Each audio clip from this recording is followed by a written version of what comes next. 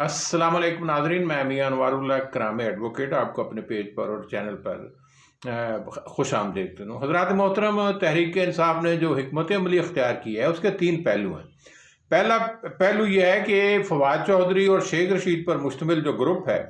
वो धमकाने के लिए, डराने के लिए, खौफजदा करने के लिए और मुस्तकबिल की पेशीनगोइयाँ करने के लिए उनको मौका मिला है। वो देखते हैं कि किस तरह ये 10 लाख अफराद के मजमे से किस तरह लोग जाएंगे, वोट डालने के बाद किस तरह वापस आएंगे। दूसरा ग्रुप जो है मुफाहमती ग्रुप है, जिसमें शाह महमूद कुरैशी साहब जहांदीदा और परवेज़ खटक साहब भी जहांदीदा लोग शामिल हैं। वो अपने अरकान असम्बली की मिन्नत समाजी तरला करेंगे, वादा वईद करेंगे, उनको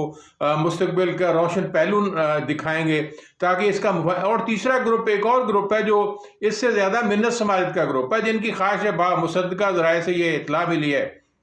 अंसार अब्बासी ने ये उकदा कुशा किया है कि हुकूमत के कोई बहुत ही जिम्मेदार लोग, ओहदेदार जो आइनी हलफ उठा चुके हैं, उन्होंने एस्टेब्लिशमेंट से भी रब्ता किया है कि जो फ़रीक़ैन के दरमियान जो बढ़ता हुआ तसादम है, इसमें आप बतौर मीडिएटर के, बतौर एक ऐसे अफराद के कि हमारे दरमियान अपोजिशन और हुकूमत के दरमियान कोई मुफाहमती अमल का तरीक़ेकार अख्तियार करें। आप बेशक एक तरफा मामला न तय करें, लेकिन एक दरमियाने दर्जे के दोनों फ़रीक़ैन की हमदर्दी करते हुए या मुल्क और कौम की बेहतरी के लिए ऐसा इक़दाम करें जिससे दोनों फ़रीक़ैन मसालियत या मुफाहमत के पहलू से गुजर सकें। यह भी एक पहलू हुकूमत ने अख्तियार किया है। और सियासी मुस्तक़बिल के अंदर पाकिस्तान के अंदर कैसी जमहूरियत होनी चाहिए, इसके बारे में गौर व फिक्र किया जा रहा है कि जो मईशत है उसको किस तरह दुरुस्त किया जाए, आइनी अदारे किस तरह हैं, ये उस ग्रुप के मकासद के अंदर शामिल है। और फिर इस पर जो मोहतरम परवेज़ इलाही साहब ने जो बड़ी ही खौफनाक और चश्म कुशा तकरीर की है पहले इंटरव्यू में, उन्होंने वो सारे इल्ज़ामात इमरान खान पर आयद कर दिए। उसके बाद मैं नहीं समझता कि इमरान खान को किसी फैसला लेने में कोई आसानी होगी या चौधरी साहिबान की मज़ीद खुशामद दरकार होगी।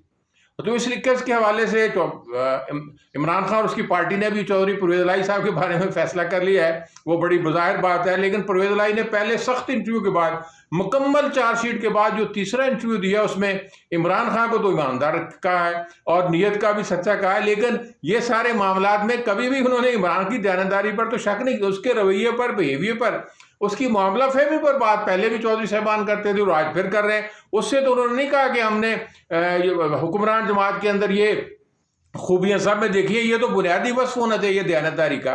तो ये वस्फ इमरान खान में मौजूद है। और फिर चौधरी साहब ने जो कहा है कि 17 मेंबर हम बनते हैं, बाप हो, MKM हो और काफ लीग हो, ये 17 मेंबर बनते हैं जो काफ़ी वजन उठाते हैं, जो हुकूमत के खिलाफ तहरीक एतमाद में कामयाब करवाने में अहम किरदार। इसके अलावा उन्होंने कहा कि तहरीक इंसाफ से वाबस्ता जो 12 लोग हैं वो भी कस्टडी सिंध हाउस के अंदर मौजूद है। और फिर उस पर आसुरदारी ने भी ये बात कही है, मोहतरम आसुरदारी ने यह बात कही है कि हमें ख़तरा है शदीद कि सिंध हाउस पर हुकूमत रेड करने जा रही है। वो अरकान जो अपनी मर्जी से वहाँ मौजूद हैं या मुक़य्यद हैं, उनको वागुजार करने के लिए, उनको रिहा करने के लिए हुकूमत कोई ऐसा ज़ालमाना या इक़दाम कर सकती है, इसका उन्होंने खदशा ज़ाहिर किया। और 2 मेंबरान पाकिस्तान पीपल्स पार्टी वाबस्ता अपोजिशन के लोगों ने भी ये कहा है कि पार्लिमानी लाजस के अंदर भी इरकान को किसी किस्म की सिक्योरिटी हासिल नहीं है, वो भी हुकूमत से खौफजदा या डरे और सहमे हुए हैं। ये पीपल्स पार्टी की तरफ से इल्ज़ाम। इससे ये साबित हुआ कि परवेज़ इलाही ने जब ये कहा कि 12 अरकान असम्बली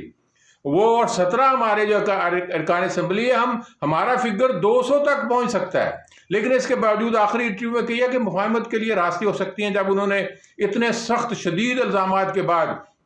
मोहतरम इमरान खान को दयानतदार कहा, तो उससे महसूस हुआ कि कोई लचक महसूस हुई है उनको। अपोजिशन की तरफ से तो उनको वज़ीर आला बनने की यानी ऑफर मौजूद थी, शायद वो उस पर भी यकीन करने के लिए तैयार ना हो, अभी मज़ीद मुज़ाकरात उसमें फजलुर रहमान साहब को और असफदारी को लाना चाहें, ताकि नून लीग तो किसी सूरत में नहीं चाहती, लेकिन बमरे मजबूरी चौधरी साहबान का भी ख्याल है कि हमें नून लीग ने बार बार ठुकराया था वज़ारत आला के लिए, क्यों ना हम उनकी बात उनको इस दफ़ा हम इस्तेमाल कर लें नून लीग को। और PTI को ये ख़तरा दरपेश है कि अगर परवेज़ इलाही साहब वज़ीर आला पंजाब बनते हैं और 1.5 साल बाकी रहते हैं, तो शायद जो तहरीक इंसाफ से वाबस्ता लोग हैं, जो गुमशुदा है, जो बज़दार हुकूमत से तंग है या परेशान करना है या अपने मुस्तकबिल को मज़ीद बेहतर बनाना चाहते हैं चौधरी परवेज़ इलाही की क़यादत के अंदर, वो आदि कहीं PTI जो है वो परवेज़ इलाही के साथ शामिल हो जाए। बल्कि मैं समझता हूँ कि परवेज़ इलाही की वज़ीर आला बनने में नून लीग को ज़्यादा खतरात हो सकते हैं। PTI वैसे परेशान होती है कि वो हमारे अरकान असम्बली को आगे ले जाएंगे। और फिर अगली बात यह है कि کیا ان حالات میں جب شہباز شریف محترم نے یہ بات کی کہ ہم قومی حکومت بنانا چاہتے ہیں، قومی حکومت سے مراد ساری سیاسی جماعتوں کا ایک طرح کا اتحاد ہوتا ہے، اس کو قومی حکومت کہتے ہیں، جب چارٹر آف ڈیموکریسی ہو یا چارٹر آف اکانومی ہو یا چارٹر آف انسٹیٹیوشنز ہو کہ ہم نے اداروں کو مضبوط کرنا ہے، آئین کے مطابق کم کرنا ہے، تو چودھری پرویز الہی کے مد مقابل جو آئیڈیا شہباز شریف نے دیا ہے، یہ آئیڈیا دیا ہے کہ ہم تحریک انصاف کو باہر نکال کر یہ کام کرنا چاہتے ہیں، پھر وہ قومی حکومت کے ان کو یہ کہنا چاہیے کہ ہم اپوزیشن جماعتوں پر مشتمل حکومت کرائیں گے۔ عام لوگوں کا نقطہ نظر ہے کہ بے شک اپوزیشن کے پاس زیادہ ممبران کی تعداد ہے، لیکن ابھی حکومت کے پاس ہفتہ 10 دن موجود ہیں۔ حکومت اگر پوری طرح کوشش کرے اور اپنے تمام حربے نہیں کہتا، آپ نے تمام طریقہ ہائے استعمال کرے تو عین ممکن ہے کہ عددی اکثریت جو اپوزیشن کو حاصل ہے وہ ختم ہو جائے، یا پھر اس میں یہ راستہ بھی اختیار کیا جا سکتا ہے، جس طرح پہلے میں نے ویلاگ میں ذکر کیا تھا کہ حکومت اور اپوزیشن کے درمیان جو بڑھتا ہوا تصادم ہے، وکلا حضرات بھی سپریم کورٹ ہائی کورٹ میں گئے ہیں کہ ہاں اجتماع کا موقع نہ دیا جائے تاکہ ارکان اسمبلی کو آزادانہ ووٹ ڈالنے کا اختیار دیا جائے۔ تو اس سے جو حکومت کے اندر بھی یہ ذہن موجود ہے، اور شاید ایک آدمی کا ذہن ہو کہ ہمیں کوئی ایسا تیسری پارٹی کو اندر ڈال کر کوئی ایسا ہمیں مفاہمتی فارمولہ اختیار کرنے ہیں جس سے ہماری حکومت کو بھی مزید وقت مل جائے اور اپوزیشن بھی اس سے مطمئن ہو۔ یہ ممکن ہے کہ ایسا ہو جائے کہ انتخابات جو ہیں وہ وقت سے پہلے ہو جائیں، ساری اپوزیشن جماعتیں حکومت کے ساتھ مل کر کوئی انتخابی اصلاحات کر لیں، آئینی اداروں کو مضبوط کرنے کی بات کر لیں، مساق جمہوریت کے ساتھ مساق معیشت کر لیں۔ یہ امکانات کے اندر موجود ہے، اور یہ امکان بھی غالب ہے کہ اگر وہ ایسا مساق جمہوریت اور مساق معیشت نہیں ہوتا تو حکمران جماعت کو مزید 5-6 ماہ موقع دیا جائے تاکہ وہ ان کی عزتیں بھی نفس رہ جائے اور